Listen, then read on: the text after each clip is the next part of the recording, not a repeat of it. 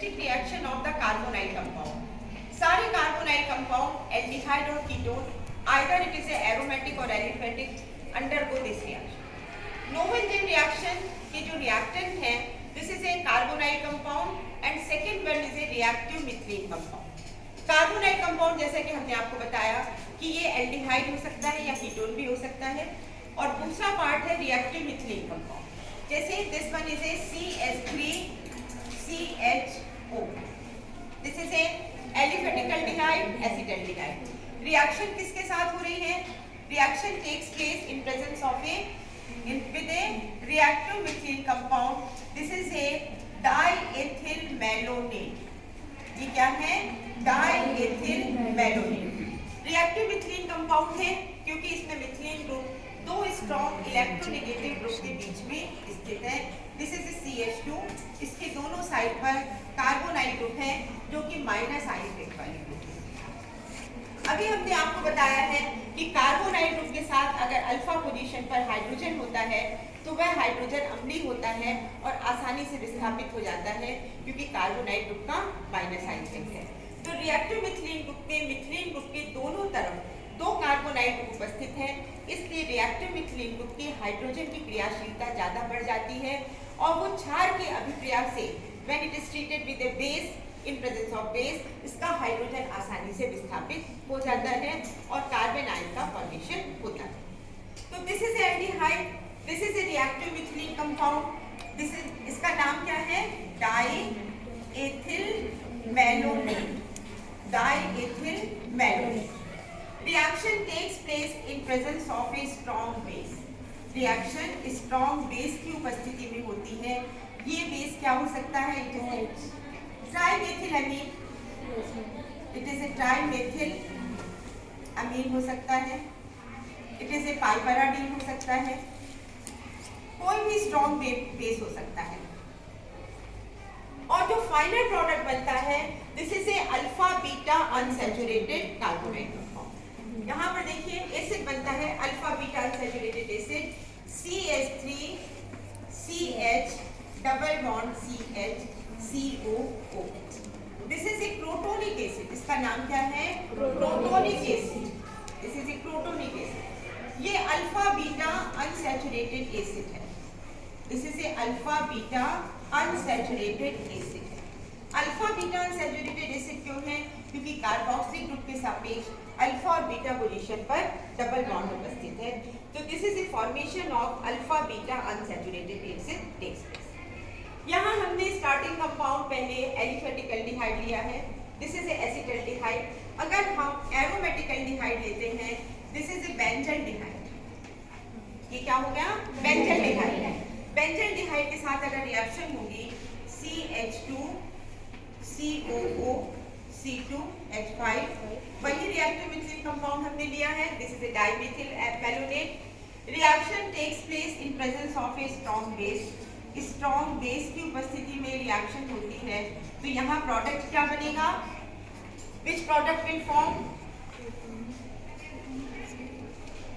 Methyl group के स्थान पर फेनिल ग्रुप आ जाएगा और सिनेमिक एसिड बनेगा C6H5 CH double bond CHCOH। This is A cinnamic acid. Clear? So this is a Noble-Jen reaction. This is a characteristic of the carbonyl compound. Reaction reactive methyl compound के साथ होती है। Reaction base की presence में होती है strong base में और final compound का formation होता है। This is a alpha beta unsaturated acids. Clear? अब हम देखेंगे इसका mechanism. Now the mechanism of this reaction. This is the mechanism. Mechanism of reaction. जैसे कि आपको पहले ही बताया है कि रिएक्शन स्ट्रॉन्ग बेस की प्रेजेंस में होती है। तो फर्स्ट स्टेप में रिएक्शन रिएक्टिव मिथाइल कंपाउंड और स्ट्रॉन्ग बेस के बीच में होती है। जो बेस है, क्योंकि यहाँ हम आपको बता चुके हैं कि रिएक्टिव मिथाइल कंपाउंड का मिथाइल ग्रुप से जुड़े हुए जो हाइड्रोजन है वो अम्लीय प्रकृति के हैं। तो बेस इसमें से एक प्रोटॉन को एब्स्ट्रैक्ट कर लेता है। बेस जब प्रोटॉन एब्स्ट्रैक्ट कर लेता है, निकाल देता है, तो क्या बन जाता है? एनायन। तो यहाँ पर क्या हुआ? This is the mechanism of reaction. CH2, पहला स्टेप है CH2 COO C2H5 full twice diethyl malonate. Base कोई सा भी हो सकता है, दिस इज ए बेस, और बेस ने क्या किया, इसके एक प्रोटॉन को एक्सेप्ट किया। जब प्रोटॉन एक्सेप्ट हो गया तो जो इलेक्ट्रॉन का पेयर था वो कहाँ पर रह गया, कार्बन पर। जब कार्बन पर रह गया तो क्या बना, this is A CH minus COO C2H5 full twice. ये क्या बना, मैलोनिक ईस्टर का anion. This is A anion of malonic Easter, anion of malonic Easter. Malonic Easter का एनायन बन रहा है पहले स्टेप में। अब अगले स्टेप में क्या होता है कि जो कार्बोनाइल कंपाउंड है, दिस इज ए, मान लीजिए एलिफेटिक एल्डिहाइड है CH3CH डबल बॉन्ड O, ठीक है। अगला रिएक्शन, अगला स्टेप क्या होगा, एल्डिहाइड और एनायन के बीच में होगी। कार्बोनाइल कंपाउंड में कार्बन और ऑक्सीजन के बीच में क्या है, डबल बॉन्ड है, डबल बॉन्ड है, पाई बॉन्ड है। तो पाई इलेक्ट्रॉन का पेयर कार्बन से ऑक्सीजन पर विस्थापित हो जाता है। जब कार्बन से ऑक्सीजन पर विस्थापित हो जाता है तो इसकी संरचना इस प्रकार से होती है, पोलर हो जाता है। This is CH3C plus O-, oxygen पर 3 पेयर ऑफ इलेक्ट्रॉन है। Now it bears a negative charge. Carbon अब इसका इलेक्ट्रोपॉजिटिव है, इलेक्ट्रोफिलिक है, धनावेशित है। अब इस धनावेशित कार्बन पर इस एनायन का एडिशन हो जाता है जो कि मैलोनेट एनायन है CH minus C double bond O C2H5, ठीक है। This is A aldehyde, carbon पर पॉजिटिव चार्ज है, it is electrophilic, this is A carbocation और इस पर एनायन का एडिशन होगा। ये इलेक्ट्रोफिलिक कार्बन है, इसके पास इलेक्ट्रॉन की कमी है। ये न्यूक्लियोफिलिक कार्बन है, इसके पास इलेक्ट्रॉन की अधिकता है, तो दोनों के बीच में बॉन्ड बन जाएगा। ये अपना इलेक्ट्रॉन पेयर इस धनावेशित कार्बन को दे देगा। तो इस प्रकार से जो प्रोडक्ट बनेगा, this is A CH3 CH, यहाँ पर क्या हुआ, O माइनस, ऑक्सीजन पर नेगेटिव चार्ज है, और इस कार्बन और इनके बीच में एक नया बॉन्ड बन गया। This is CH COO C2H5, एक नया anion, this is a formation of anion. तो सेकेंड स्टेप में क्या हुआ, this is a formation of anion, ठीक है। अब चूंकि ये एनायन है, अनस्टेबल है, हाईली रिएक्टिव है, इसलिए थर्ड स्टेप में क्या होता है, इस एनायन पर प्रोटॉन का एडिशन होता है। यहाँ पर BH है, ये बेस क्या है, दिस इज ए BH, इसने प्रोटॉन इससे यहाँ से मिला और ये प्रोटॉन कहाँ पर ऐड हुआ, इस ऑक्सीजन पर। तो this is A third step जिसमें प्रोटॉन का एडिशन हुआ। This one is A third step. Proton का एडिशन कहाँ पर हो रहा है, नेगेटिवली चार्ज ऑक्सीजन। तो जब नेगेटिवली चार्ज ऑक्सीजन पर हो रहा है, then it form a CH3 CH OH CH COO C2H5 full. Clear, समझ में आया, ठीक है। तो ये हाइड्रोक्सी डाइस्टर बना, क्या बना, this is A hydroxy diester. अब फोर्थ स्टेप में क्या होगा, इस हाइड्रोक्सी डाइस्टर का हाइड्रोलिसिस होगा। This is A fourth step. Hydrolysis में क्या फॉर्मेशन होगा, ये जो डाई ईस्टर है, ईस्टर के हाइड्रोलिसिस से क्या बनते हैं, एसिड। ईस्टर के हाइड्रोलिसिस से एसिड बनते हैं। तो ये डाई ईस्टर है, तो इसके हाइड्रोलिसिस से क्या बनेगा, di carboxylic acid.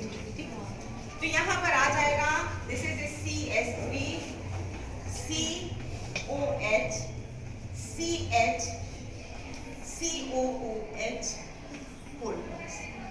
This is A hydroxy dicarboxylic acid. Hydroxy dicarboxylic acid का फॉर्मेशन हुआ, कहाँ पर हुआ, फोर्थ स्टेप। और उसके बाद अगली स्टेप है, this is a fifth step. Fifth step में there is a elimination of water molecule. This is a fifth step. Water molecule कहाँ से निकल जाएगा, ये OH है और CH का हाइड्रोजन। ये देखिए, यहाँ से एक वाटर मॉलिक्यूल निकल जाएगा। वाटर मॉलिक्यूल निकल जाएगा तो क्या फॉर्म हो जाएगा, CH3 C double bond C COOH whole twice. ठीक है, या हम इसको इस प्रकार से भी लिख सकते हैं, ये देखिए H निकल चुका है, इस कार्बन से जुड़े हुए दो कार्बोक्साइड ग्रुप है COOH और COOH। ठीक है, यहाँ पर एक जगह एक कमी रह गई है, एक हाइड्रोजन छूट गया। ये देखिए यहाँ पर एक हाइड्रोजन था CH, इस प्रकार से ये देखिए H है, यहाँ बीच में CH है, सब जगह H है, इसमें से भी यहाँ पर H को ऐड कर दीजिए। ठीक, अब इसके बाद अगले स्टेप में क्या होगा, फाइनल स्टेप क्या होगी, ये डाई कार्बोक्सिलिक एसिड है, एक ही कार्बन से दो कार्बोक्साइड ग्रुप जुड़े हुए हैं, और ऐसा मॉलिक्यूल जिसमें एक ही कार्बन से दो हाइड्रोक्सी ग्रुप या दो कार्बोक्साइड ग्रुप जुड़े होते हैं, वो मॉलिक्यूल अनस्टेबल होता है, अस्थायी होता है। गर्म करने पर it loses A molecule of carbon dioxide. इसको गर्म करने पर ये क्या देगा, एक मॉलिक्यूल कार्बन डाइऑक्साइड यहाँ से निकल जाएगा, और जब कार्बन डाइऑक्साइड यहाँ से निकल जाएगा तो किसका फॉर्मेशन हो जाएगा, क्या बनेगा, which product will form, this is a CH3 CH double bond CH COH, this one is a protonic acid। protonic acid क्या है, it is a alpha beta unsaturated acid, alpha beta unsaturated acid। Clear to all of you?